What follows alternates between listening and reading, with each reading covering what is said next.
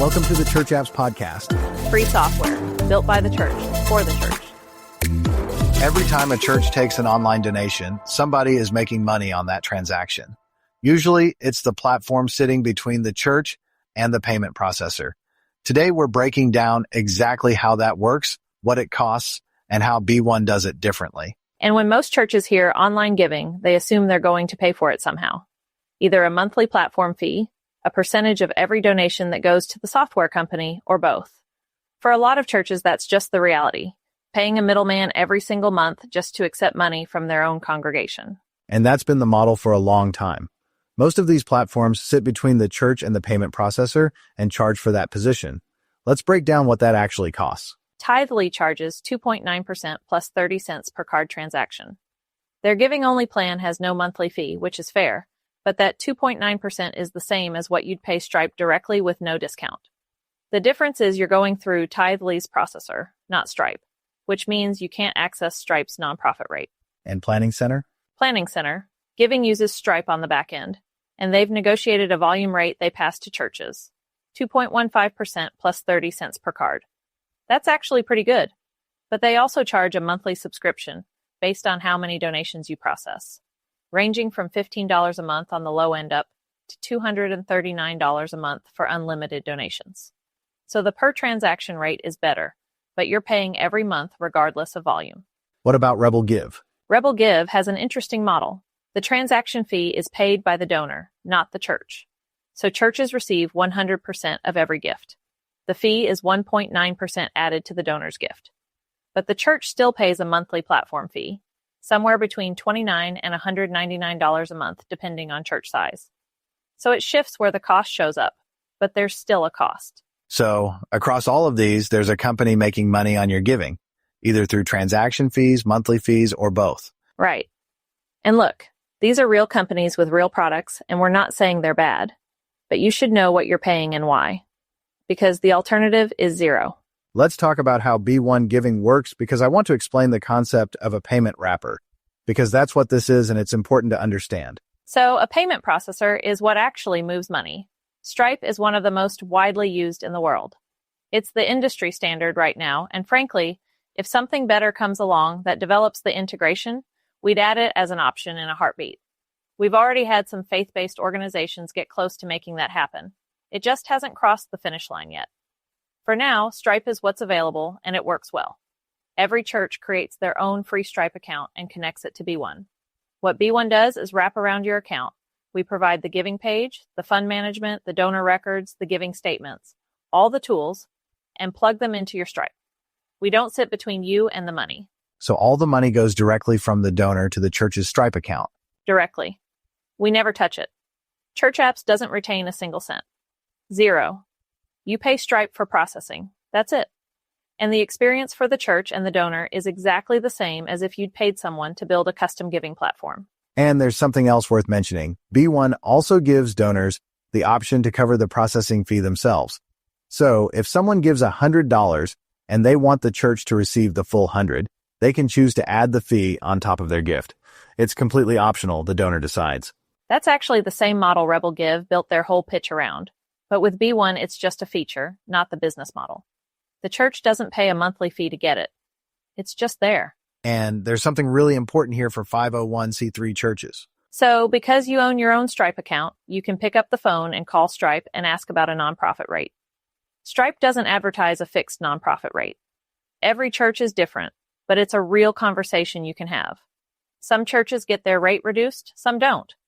But you can get it down to around 1.9% in some cases if you're a registered nonprofit. The point is, that conversation is yours to have, directly with Stripe, because it's your account. And if you go through a platform that uses their own payment processor, that conversation doesn't even exist. Right. If you're going through Tithely, it's not your Stripe account. It's theirs. You can't call Stripe and negotiate anything. With B1, you own the account. You have the relationship, and you have every option available to you that Stripe offers. Now, I want to be transparent about something. We have no financial incentive to do this. We don't make money when your church receives a donation. We're not getting a cut of anything. This is just what we believe is right for churches. And it also means we're never going to quietly raise our rate or add a new fee to your giving. Because we don't have a rate. We don't have a fee. The only thing between your donor and your bank account is Stripe. And you control that relationship directly. And that's a risk churches don't always think about. When you're with a middleman platform, they can raise their rate or add a new fee whenever they want. You signed up at a certain percentage, but there's nothing stopping them from changing it. With a direct Stripe account, Stripe's rates are publicly published. No middleman who can quietly adjust what they're taking from every donation you receive.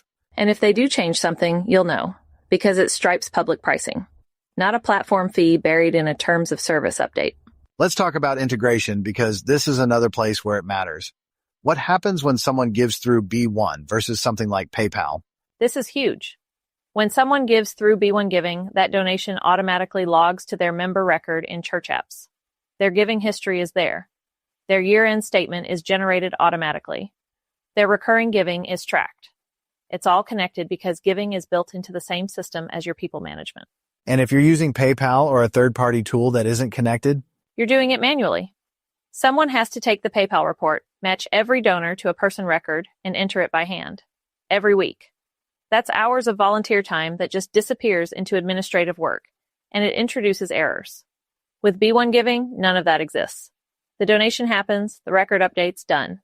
And there's something new in the website editor that just launched that ties this all together. So in the B1 website page editor, there are now 2 giving elements you can drop onto any page.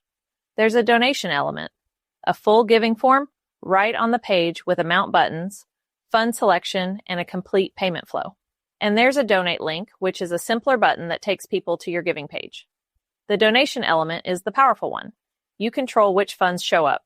You can set a default fund, and you toggle whether to allow one-time gifts, recurring gifts, or both.